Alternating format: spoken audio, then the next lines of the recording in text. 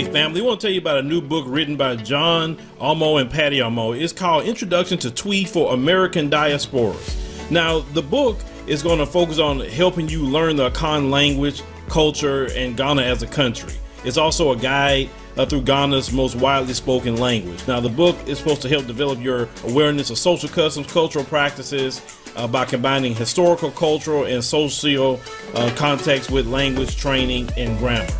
This is the book that you want to pick up before you start heading for your first trip to Ghana. Pick up Introduction to Twi for American Diasporas today. So one of our favorite members of the Congressional Black Caucus, old Jim Crow Clyburn, you know, he's been getting a little heat lately. He's been getting the heat from the brothers and sisters in the community because we're not really tolerating him and his shucking and jiving no longer. We see Jim Crow Clyburn and many others as an enemy of black society because he doesn't want to do what's right by black people. And because he don't want to do what's right by black people, black folks in South Carolina, it is your job to make sure to go vote him out. He needs to go, and he needs to be replaced by someone that's actually going to do something for the black community. So this George Floyd and policing bill that everyone is pretty upset about now, because in record time you got the Asian hate crime bill, but you still can't even get the bill signed for George Floyd, even though George Floyd was lynched in 4K before the whole world watched George Floyd get lynched. And the bill still hasn't even got signed by the president or ever went through Congress at all. They're debating qualified immunity like it's some sort of debate. But Jim Crow Clyburn, his comments about qualified immunity has been getting him in trouble. But I want you to hear his latest video. Let's roll that clip. No, I don't think so. Remember what I said at the outset. Qualified, according to Black's Law Dictionary, which I have looked up, says partial. Qualified means partial. It does not mean absolute. We are treating it as if it means absolute. So I hope that the committee will work on that to give a good, clear definition of what it's all about. And so that's all I've ever said. And I did say at one point, a half loaf is better than no loaf at all. Now, the full loaf would be to get rid of qualified immunity. No loaf would be to keep it. So what's the half loaf? Somewhere between getting rid of it and keeping it. Now, are you kidding me, Clyburn? Are you seriously kidding me? Look, it's either qualified immunity or no qualified immunity. It's no half. I don't know why you referencing food. I mean, what they giving you some bread up there? Now, I know you're probably enjoying those Cheddar Bay biscuits that they're giving you up there at Congress, because you know I know you living real good off of that up there. Because shoot, as long as you sell out, you all right. They're gonna make sure you fed very well.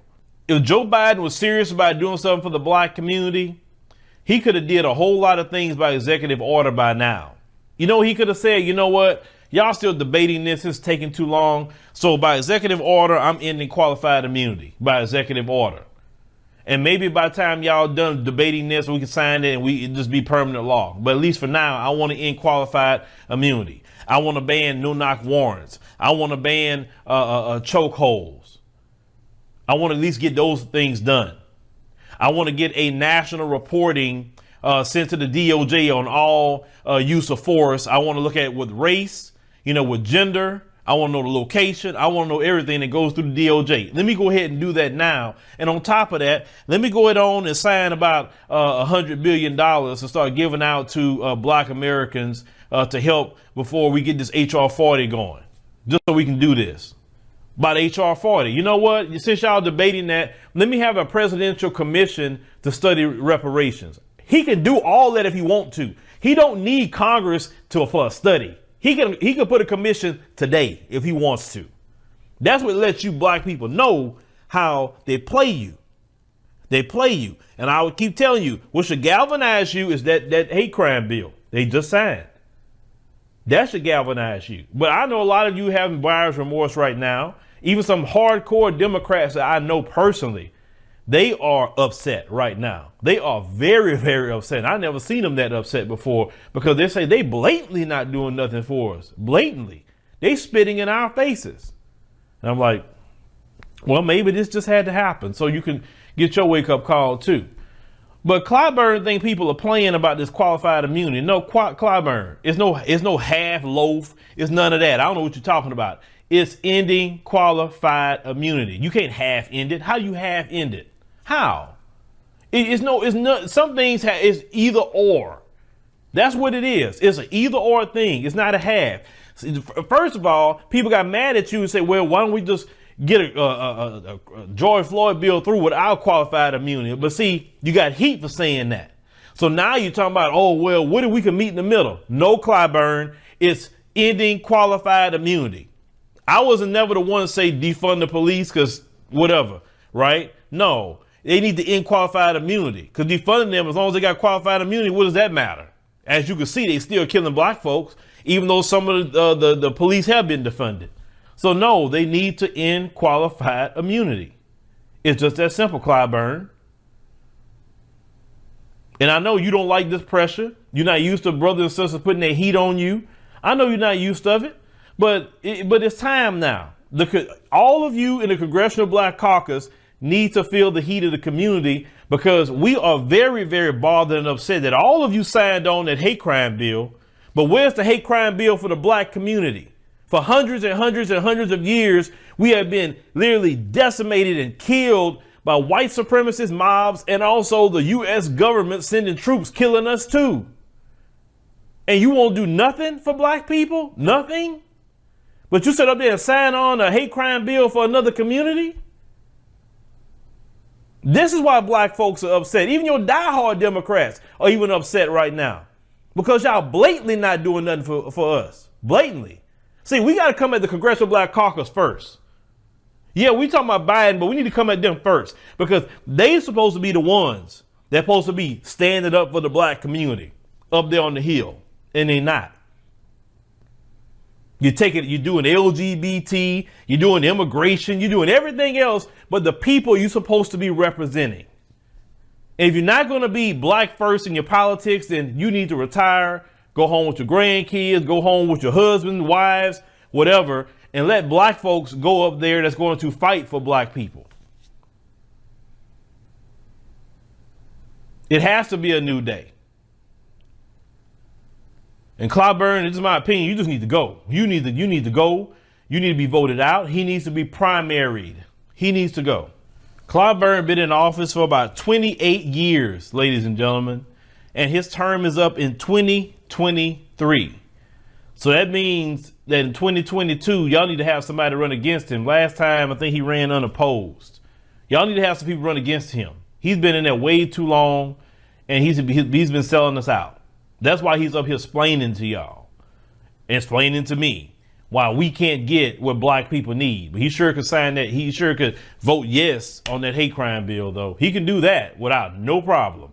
Why did he say, well, maybe we can meet some of this hate crime stuff in the middle? Why don't he say any of that?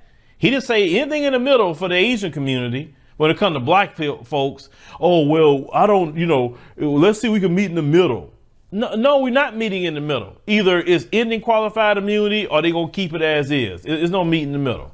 But leave me a comment. Let us think about the situation with Jim Crow Clyburn trying to splain himself. Listen, anything he just said is a waste of his time, because the only thing he needs to do is go up there and say, no, it needs to be ended. Qualified immunity needs to go. That's all we need to hear. Period. In search of a financial opportunity to pay off student loans, a young black American woman moves to South Korea to work. As the author, Bootsy W. recalls culture shock and fun adventures in a country far from home.